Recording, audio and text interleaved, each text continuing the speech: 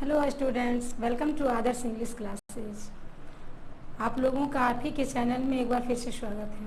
बच्चों, जैसा कि आपने कहा, आप ही लोग के डिमांड पर मैं आज क्लास 6 के मैथ चैप्टर 5 एक्सरसाइज 5.1 को आज आप लोगों के सामने मैं डिस्क्राइब करूंगी, डील करूंगी। तो चलिए स्टार्ट करते हैं। देखिए कि what is the disadvantage in comparing line segment. क्या कह रहा है कि लाइन सेगमेंट को कंपेयर करेंगे why only merely observation. Mere observation, सिर्फ देख करके एक लाइन सेगमेंट है तो उसको कैसे हम कंपेयर करेंगे दूसरे लाइन सेगमेंट से। ठीक है, तो चलिए हम लोग यहाँ पे देखते हैं। सपोज कीजिए कि मैंने यहाँ पे सपोज कीजिए कि मानो कि मैंने एक लाइन सेगमेंट ड्रॉ किया है।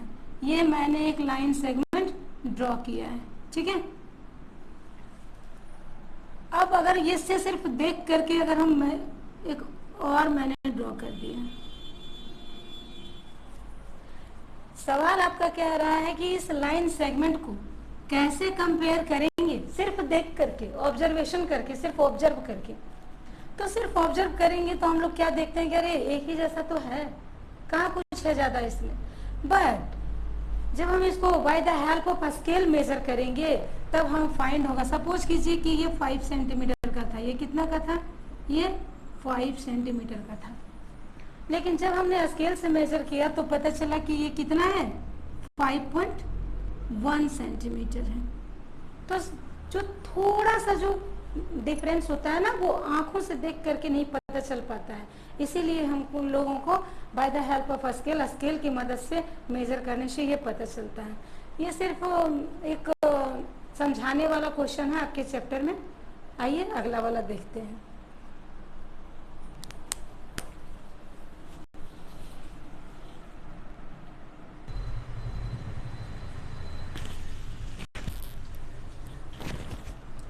Okay, question number 2। आइए देखते हैं कि आपका क्वेश्चन नंबर 2 क्या कह रहा है।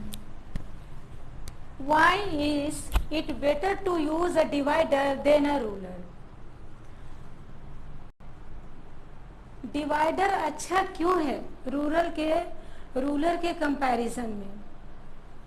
While measuring length of a line segment, जब हम किसी लाइन सेगमेंट को मेजर करते हैं तो जो डिवाइडर है वो रूलर से ज्यादा अच्छा है। ऐसा क्यों है? देखिए, होता क्या है कि whenever we are drawing a line segment, जब एक लाइन सेगमेंट हम बनाते हैं तो ये जो रूलर होता है, जब हम लिखना होता है जैसे 2.1, 2.2 ये वाला, या फिर 2.05 है ना, तो जो ये है 0.5, ये 0.1, ये इसको कहीं ना कहीं रूलर है थोड़ा सा इधर उधर मिस कर देता है। लेकिन जब हम डिवाइडर यूज करते हैं तो उसके दोनों पॉइंट फिक्स हो जाते हैं, फिर गलती की कोई गुंजाइश नहीं हो पाती है। इसीलिए कहा गया है कि जो डिवाइडर है वो रूलर से ज्यादा अच्छा है जब हम मेजर करते हैं किसी लाइन सेगमेंट को। आई होप कि समझ में आया होगा। चलिए अब हम थर्ड क्वेश्चन को देखते हैं।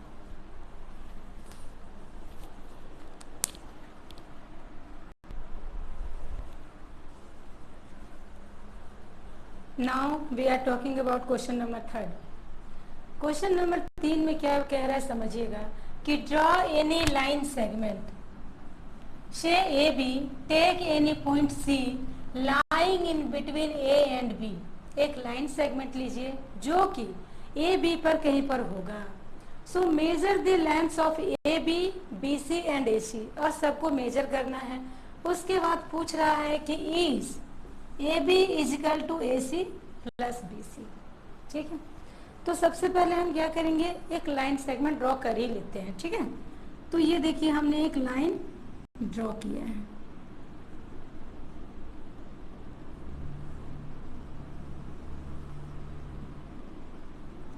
एक लाइन सेगमेंट ड्रॉ किया, इसका नाम देना है।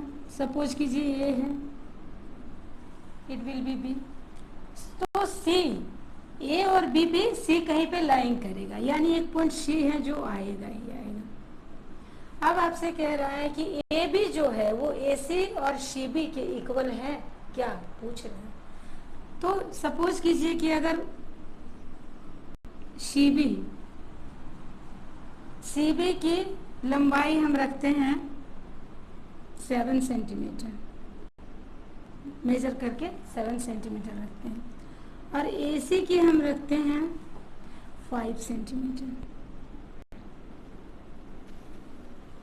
अब ये दोनों का जो सम होगा, जो सम हो करके आएगा वही तो ये भी होना चाहिए। तो अगर इन दोनों को अगर हम सम कर देंगे तो यहाँ पे हमारा कितना आ जाएगा, यही तो है AC plus CB. AC plus CB को जब हम ऐड करेंगे तो कितना आना चाहिए, हमारा AB आना चाहिए। तो AB का क्या हो जाएगा, लेंथ 12 होगा, तभी AC का 5 और CB का 7 होगा। इन दोनों को ऐड करके आना चाहिए इतना, दोनों का जो सम होगा यही इसका आंसर होना चाहिए। इसकी लेंथ इतना ही होनी चाहिए। सवाल आपसे यही कह रहा था, ठीक है। आई होप कि आप लोगों को समझ में आ रहा है। इसके आगे का मैं नेक्स्ट वीडियो में लेकर आऊँगी। Thanks for watching. अगर पसंद आए तो कमेंट जरूर कीजिएगा।